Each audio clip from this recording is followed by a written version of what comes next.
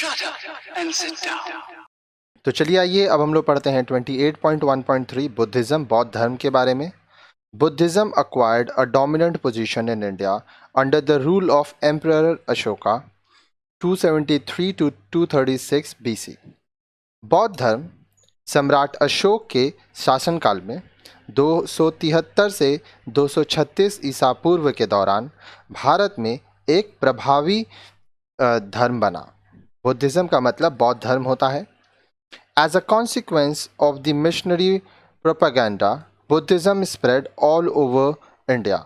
अब देखिए बुद्धिज्म बौद्ध धर्म में क्या है, इनके मिशनरीज होते थे जो अपने धर्म का प्रचार प्रसार करते थे। इस वजह से जो बौद्ध धर्म है वह पूरे भारत तक फैल गया। Ashoka sent his son and daughter to propagate the teachings of Buddha in different parts of India। Ashoka ने अपने पुत्र और अपनी पुत्री को भारत के अलग अलग हिस्सों में बौद्ध धर्म की शिक्षा देने के लिए भेजा। Buddhism also embraced several communities outside India, thus becoming a world religion। बौद्ध धर्म भारत से बाहर भी पहुंचा और बहुत सारे ऐसे समुदाय हैं जो कि बौद्ध धर्म मानने लगे और इस तरह से बौद्ध धर्म जो है वह पूरे विश्व में फैल गया। By the 12th century AD, Buddhism was on it's way out from India. अब देखिए 12वीं सदी में बौद्ध धर्म जो है वह भारत से बाहर जा रहा था। In northern India Harshavardhana and the Pala emperors provided a lot of patronage to Buddhism. अब देखिए यहाँ पे एक वर्ड है पैट्रोनेज, तो आइए मैं आपको इसका मतलब बताता हूँ। ठीक है, पैट्रोनेज का मतलब होता है संरक्षण देना, किसी की सहायता करना। तो बोल रहा है कि उत्तर भारत में हर्षवर्धना और जो पाला शासक थे उन्होंने बौद्ध धर्म को बहुत सहायता की, संरक्षण दिए। But the other royal families were staunch adherents of the Brahmanical sects. अब देखिए यहाँ पे एक और वर्ड है स्टॉन्च, तो आइए इसका हम लोग मतलब देखते हैं। निष्ठावान, कट्टर, दृढ़, पक्का।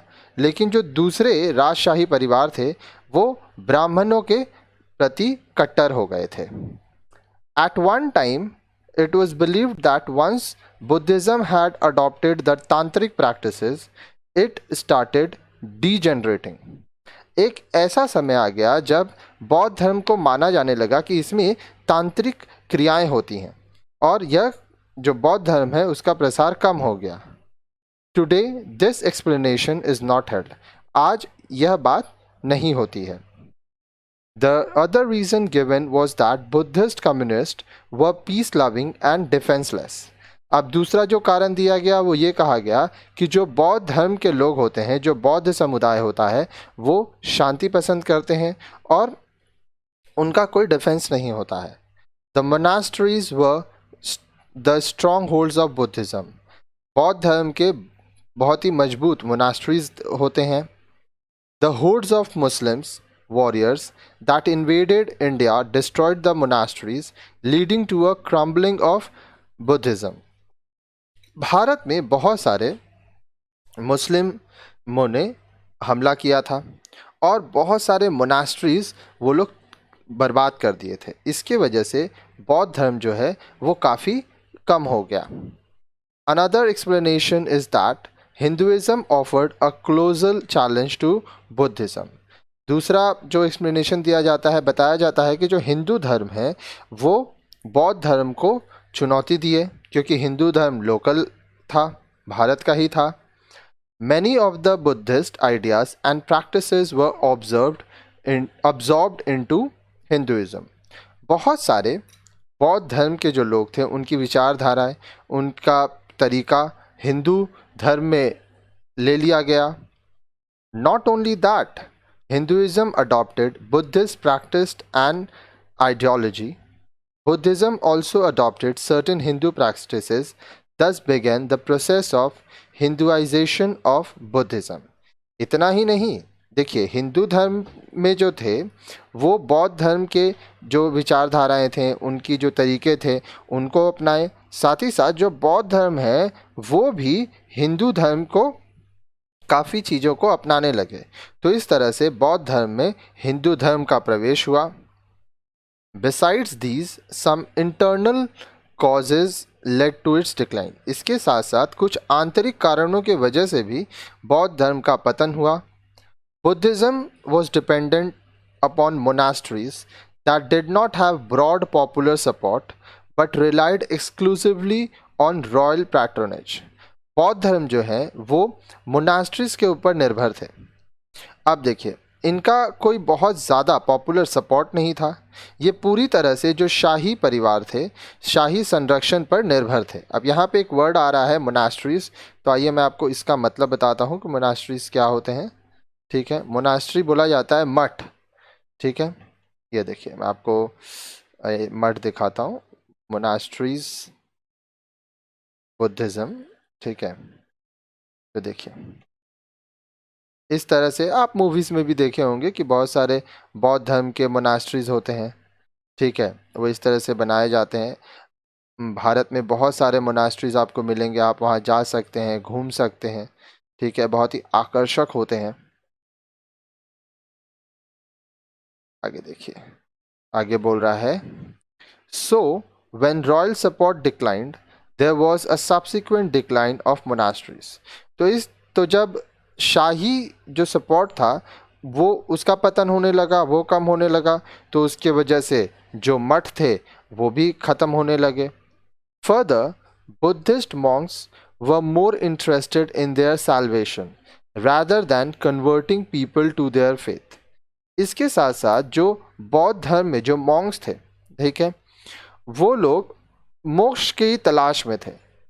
वो दूसरे लोगों को अपने धर्म में जोड़ने पर जोर नहीं दे रहे थे। Today the Himalayan Buddhism of direct Indian ancestry remains only in Nepal where it is fused with Hinduism. आज हिमालय में जो बौद्ध धर्म है वह प्रत्यक्ष रूप से भारतीय जो एंसेस्ट्री थे, जो पूर्वज थे, वो आपको नेपाल में ही मिलेगा। और वह उनमें भी आप देखेंगे कि हिंदुइज्म, हिंदू धर्म के साथ वो जुड़े हुए हैं। Its priest are called Vajracharya who are tantric priest and they are married person. अब इसके जो पुजारी होते हैं उनको वज्राचार्य कहते हैं। अब ये तांत्रिक करने वाले पुजारी होते हैं और साथ ही साथ ये शादीशुदा भी होते हैं। Because of this kind of Buddhism is also known as Vajracharya Buddhism. इसके वजह से इस प्रकार के जो बौद्ध धर्म मानने वाले लोग होते हैं उनको वज्राचार्य बुद्धिज्म कहा जाता है। Buddhism of Tibetan origin survives in Ladakh, Sikkim, Bhutan and also Nepal.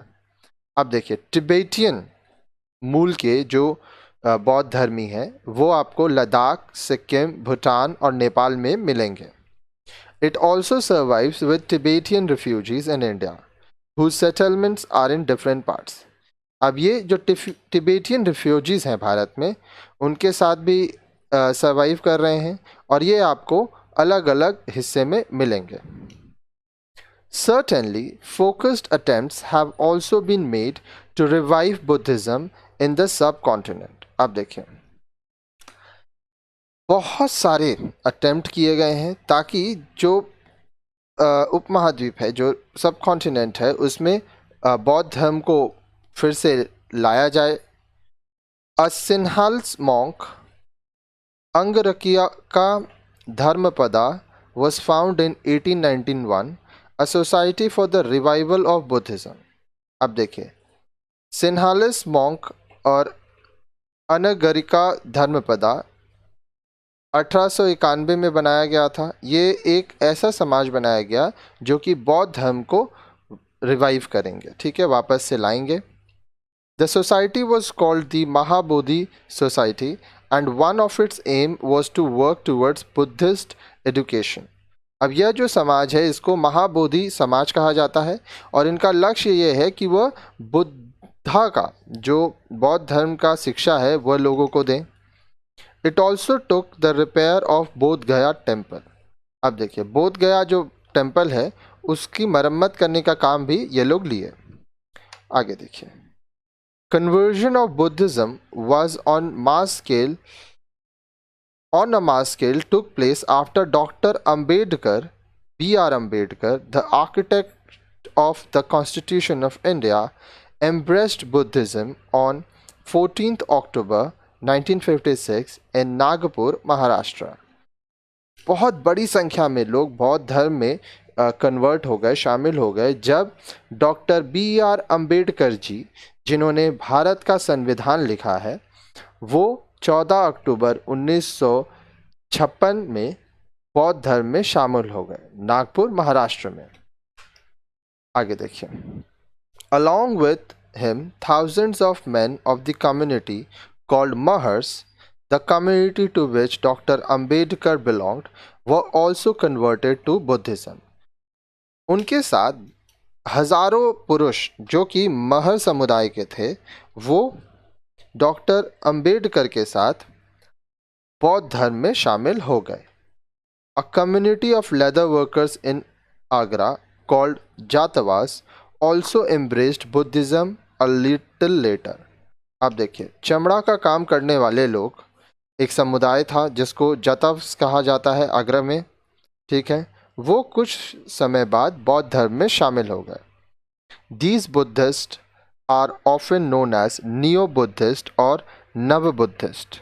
अब ये जो बौद्ध लोग हैं इनको नियो बुद्धिस्ट या नव बुद्धिस्ट, नए बुद्धिस्ट कहा जाता है.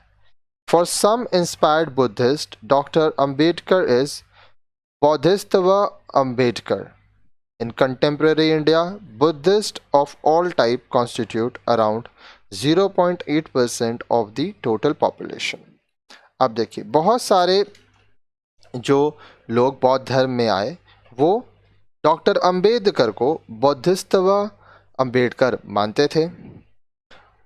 आज के सब भारत के समाज में आप देखेंगे कि सभी तरह के अगर बौद्ध लोगों को हम लोग मिलाते हैं तो कुल जनसंख्या के 0.8% लोग आपको बौद्ध धर्म से जुड़े मिलेंगे. अब नेक्स्ट वीडियो में आप जैनिज़्म के बारे में पढ़ेंगे, जैन धर्म के बारे में पढ़ेंगे.